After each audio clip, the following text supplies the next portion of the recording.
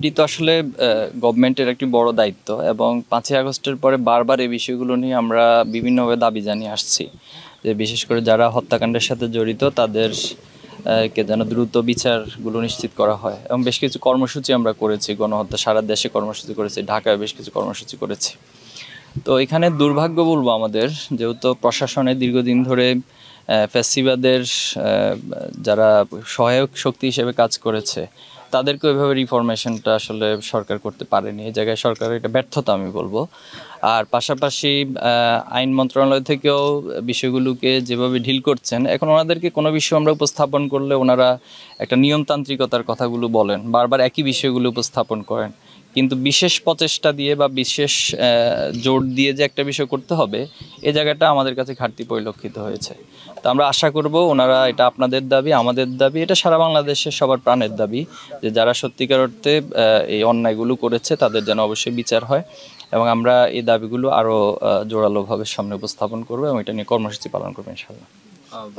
একই বিষয়ে 3টি মামলা আছে এবং অবাক হবেন যে পুলিশ বাদী হয়ে যে মামলাটি করেছিল, যে মামলায় বলা হয়েছিল যে ঢিলের আঘাতে আবু সাঈদের মৃত্যু হয়েছে, অথচ সারা দুনিয়া দেখেছে যে গুলিতে এটা হাস্যকর বিষয়। সেই মামলাটি এখনো কিন্তু বহাল তবিয়তে আছে। এই ব্যাপারে আপনাদের প্রতিক্রিয়া কি? দেখুন, প্রতিক্রিয়াতে একই, আসলে এটা তো গ্রহণযোগ্য না। আমরা এই বিষয়গুলো কোনোভাবে মেনে নিতে পারি না। এটা আমাদের হৃদয়ের যে একটা বিষয় রয়েছে সেটা তো আছে, আবেগের বিষয় রয়েছে, পাশাপাশি আমরা এটাকে পলিটিক্যালিও সরকারকে চাপ প্রয়োগ করব, এটা আমাদের সিদ্ধান্ত। তো আজকে আমরা এই কেন্দ্রিকই থাকতে চাচ্ছি আমাদের আলোচনার টপিকটা, যেহেতু সকালে আমি আলাদা করে মত বিনিময় করেছিলাম। তো বেসিক্যালি আসলে শহীদদের নিয়ে আমি বলতে চাই, শহীদ যারা হয়েছেন তারা আমাদের হৃদয়ে থাকবেন। আর আল্লাহ তাআলার বাণী অনুযায়ী আসলে তারা মৃত না, বরং তারা জীবিত, এবং তার প্রমাণই আমরা এই শহীদ আবু সাঈদের ক্ষেত্রে দেখতে পাচ্ছি, সকল শহীদের ক্ষেত্রে দেখতে পাচ্ছি।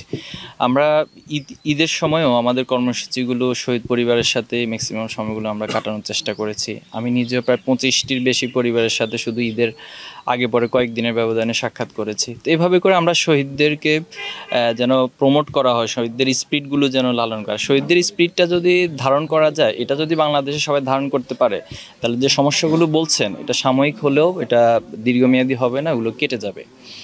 আর যেহেতু আপনি প্রশ্ন করেছেন নতুন রাজনৈতিক দল হচ্ছে, এখন বাংলাদেশ সংবিধান যে কাউকে রাজনৈতিক দল গঠন করা, যুক্ত হওয়ার সে স্বাধীনতা, সেই সুযোগ তাকে দিয়েছে, তো সেটা সবাই করছেন। তবে মানসিক পরিবর্তনটা আমাদের প্রয়োজন, রাজনৈতিক সংস্কৃতি পরিবর্তনটা আমাদের প্রয়োজন। তো এটা যারা ভালো বুঝতে পারবেন, যারা এই পরিবর্তনগুলো আনতে পারবেন এবং জেনারেশনের মনস্তাত্ত্বিকতা বুঝে যারা রাজনৈতিক এজেন্ডা ঠিক করতে পারবেন, তারাই আগামী দিনে ভালো করবে। আর কেউ যদি সেটা করতে ব্যর্থ হয় তাহলে সে দায়ভার তো সেই দলের, সে ব্যক্তিরই হবে।